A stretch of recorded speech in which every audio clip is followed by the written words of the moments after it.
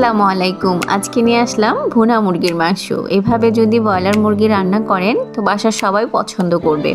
তো আমি এখানে একটা চুলায় কড়াই বসিয়ে দিয়েছি। তো এখানে দিয়ে দিলাম পরিমাণ মতো তেল, তেজপাতা আর গোটা মশলা। যখন একটা হালকা ফ্লেভার ছড়াবে এর মধ্যে দিয়ে দিব আমি মুরগির মাংস। তারপর দিয়ে দিব দুটো টমেটো স্লাইস করে কেটে রেখেছিলাম, দিয়ে দিলাম। এরপর দিয়ে দিব আলু। এগুলো আমি ভালো করে কষিয়ে আমি কিছুক্ষণ ঢেকে রান্না করে নিব। তো এখন আমি এর মধ্যে দিয়ে দিব গোটা রসুন। এভাবে আমি গোটা রসুনগুলো দিয়ে দিয়েছি। এরপর দিয়ে দিব থেতো করা আদা।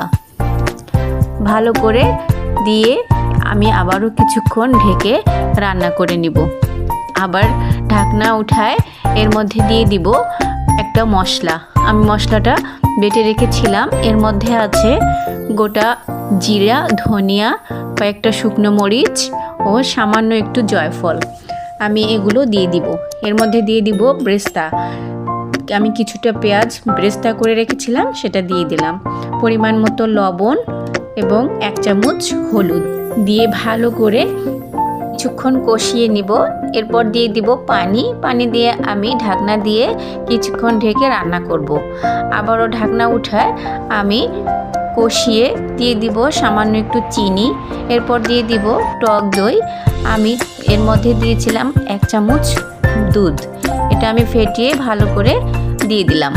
আবারও কিছুক্ষণ কষিয়ে আমি ঢাকনা দিয়ে ঢেকে লো ফ্লেমে আমি কিছুক্ষণ রান্না করে নিব। এরপর ঢাকনা উঠায় আমি কাসুরি মেথি দিয়ে আমি নামিয়ে পরিবেশন করব। যদি আপনার এই রান্নাটা ভালো লেগে থাকে বাসায় অবশ্যই ট্রাই করবেন এবং আমার চ্যানেলটাকে সাবস্ক্রাইব করবেন, লাইক করবেন। আসসালামু আলাইকুম।